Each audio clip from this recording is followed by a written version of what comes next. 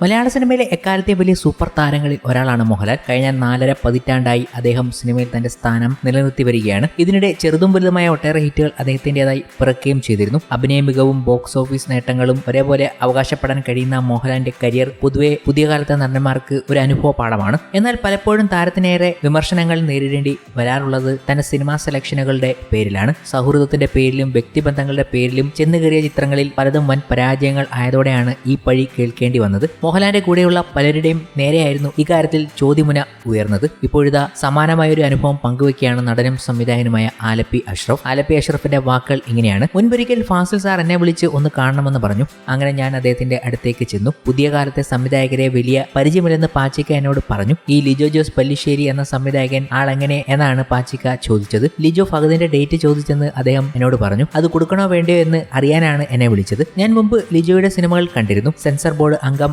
ആയിരുന്നപ്പോൾ അദ്ദേഹത്തിന്റെ 2 സിനിമകൾ എന്റെ മുന്നിൽ എത്തിയിരുന്നു. നായകൻ എന്ന ചിത്രം കണ്ടപ്പോൾ എനിക്ക് അദ്ദേഹത്തോട് വളരെയധികം മതിപ്പ് തോന്നിയിരുന്നു. എന്നാൽ 2 ചിത്രങ്ങളും സാമ്പത്തികമായി പരാജയമായിരുന്നു. ഞാൻ പാച്ചിക്കയോട് ലിജോ നല്ല ടെക്നീഷ്യൻ ആണെന്ന് പറഞ്ഞു. എന്നിട്ടാണോ 2 പടം പൊട്ടിയതെന്നായിരുന്നു അദ്ദേഹം എന്നോട് ചോദിച്ചത്. ഞാൻ പറഞ്ഞു, നല്ല സിനിമകളാണ്, ധൈര്യമായി ഡേറ്റ് കൊടുത്തോടാൻ. അങ്ങനെയാണ് ആമേൻ എന്ന ചിത്രം വന്നത്. അത് ഭയങ്കര ഹിറ്റാകുകയും ചെയ്തു. അങ്ങനെയാണ് ലിജോയുടെ കരിയർ ഗ്രാഫ് ഉയർന്നത്. പലരും 2 സിനിമ പരാജയപ്പെട്ടാൽ അയാളെക്കുറിച്ച് ഒരിക്കലും നല്ലത് പറയില്ല. പണ്ടൊരു സംഭവം നടന്നിരുന്നു. ഏഷ്യാനെറ്റ് വിട്ട ശേഷം ശശികുമാർ സാർ ഹിന്ദിയിൽ ഒരു പടം ചെയ്തു. പിന്നെ മോഹൻലാലിനെ വെച്ച് ഒരു മലയാള ചിത്രം ചെയ്യണം എന്നായിരുന്നു അദ്ദേഹത്തിന്റെ ആഗ്രഹം. സക്കറിയായുടേതായിരുന്നു എഴുത്ത്. അങ്ങനെ ഞാൻ ലാലിനെ കാണാൻ ചെന്നു. കാര്യം പറഞ്ഞപ്പോൾ ലാൽ വല്ലാതെ എക്സൈറ്റഡ് ആയി. അണ്ണാ, നമ്മൾ ഈ പടം ചെയ്യണം, ഇവരുടെ കൂടെ ഒക്കെയല്ലേ പടം ചെയ്യേണ്ടത്, ധൈര്യമായി മുന്നോട്ട് പോകാം എന്നായിരുന്നു ലാൽ പറഞ്ഞത്. എന്നാൽ പിന്നീട് ഡേറ്റിനായി ലാലിന്റെ അടുത്ത് ചെന്നപ്പോൾ അദ്ദേഹം വലിയ താല്പര്യം കാട്ടിയില്ല. പലതും പറഞ്ഞ് ഒഴിവാക്കി വിടുകയായിരുന്നു. ഞാൻ സക്കറിയെ വിളിച്ചപ്പോൾ അദ്ദേഹം പറഞ്ഞു, ഇനി അത് നോക്കേണ്ട, വലിയൊരു ബോംബ് വീണു എന്ന്. തിരുവനന്തപുരത്തുള്ള പഴയ സംവിധായകൻ ലാലിനോട് ഓരോന്ന് പറഞ്ഞ് ബ്രെയിൻ വാഷ് ചെയ്തിരുന്നു. ലാൽ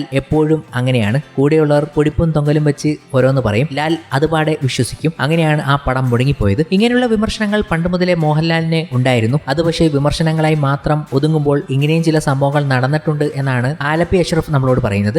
മോഹൻലാലിന് ഗംഭീരമായ ഒരു ഹിറ്റ് സമ്മാനിച്ച സിദ്ദിഖ് ലാൽ കോംബോയിൽ പിറന്ന വിയറ്റ്നാം കോളനി എന്ന ചിത്രത്തിൽ ഏറ്റവും ഭീകരനായ വില്ലനായെത്തിയ റാവുത്തർ എന്ന നടൻ മരിച്ച വിവരം നമ്മൾ അറിയുകയുണ്ടായി. തെലുങ്ക് നടൻ വിജയ് രംഗരാജു എന്ന രാജ്കുമാർ ചെന്നൈയിലെ സ്വകാര്യ ആശുപത്രിയിൽ ഹൃദയാഘാതത്തെ തുടർന്ന് കഴിഞ്ഞ ദിവസമാണ് അന്തരിച്ചത്. സിദ്ദിഖ് ലാൽ സംവിധാനം ചെയ്ത വിയറ്റ്നാം കോളനിയിലെ റാവുത്തർ എന്ന വേഷത്തിലൂടെ മലയാളികൾക്ക് ഏറെ പരിചിതനാണ് വിജയ രംഗരാജു. അന്തരിച്ച നടനായ വിജയ രംഗരാജുവിന് ആദരാഞ്ജലികളുമായി മോഹൻലാൽ എത്തുകയുണ്ടായി. പ്രിയപ്പെട്ട വിജയ രംഗരാജുവിന് ബ്രാക്കറ്റിൽ റാവുത്തറിന് ആദരാഞ്ജലികൾ എന്നായിരുന്നു മോഹൻലാൽ കുറിച്ചത്. വിയറ്റ്നാം കോളനി എന്ന മോഹൻലാൽ ഹിറ്റ് ചിത്രത്തിൽ റാവുത്തർ എന്ന വില്ലൻ വേഷത്തിൽ മലയാളികൾക്കിടയിൽ ശ്രദ്ധ നേടിയ ഒരു അത്ഭുത താരം. ഒരു വില്ലന് ഇത്ര വലിയ ആരാധകരുണ്ടാകും എന്ന് ഈ സിനിമ കഴിഞ്ഞപ്പോഴാണ് വ്യക്തമായത്. കഴിഞ്ഞ ദിവസമായിരുന്നു വിജയ രംഗരാജുവിന്റെ വിയോഗം. ചെന്നൈയിലെ സ്വകാര്യ ആശുപത്രിയിൽ ഹൃദയാഘാതത്തെ തുടർന്ന് മരണം സംഭവിക്കുകയായിരുന്നു. 70 വയസ്സായിരുന്നു. കഴിഞ്ഞ ആഴ്ച ഹൈദരാബാദിൽ ഒരു ഷൂട്ടിനിടെ ഇദ്ദേഹത്തിന് ഹൃദയാഘാതം അനുഭവപ്പെട്ടിരുന്നു. തുടർന്ന് വിജയ രംഗരാജുവിനെ ചികിത്സയ്ക്കായി ചെന്നൈയിലേക്ക് എത്തിച്ചു. ഇവിടെ ചികിത്സയിലിരിക്കവെയാണ് അദ്ദേഹം മരണത്തിന് കീഴടങ്ങിയത്. സംസ്കാര ചടങ്ങുകൾ ചെന്നൈയിൽ നടക്കും. വിജയ രംഗരാജുവിന്റെ മരണത്തിന് പിന്നാലെ വിയറ്റ്നാം കോളനിയുടെ പഴയ പത്രപരസ്യം കൂടി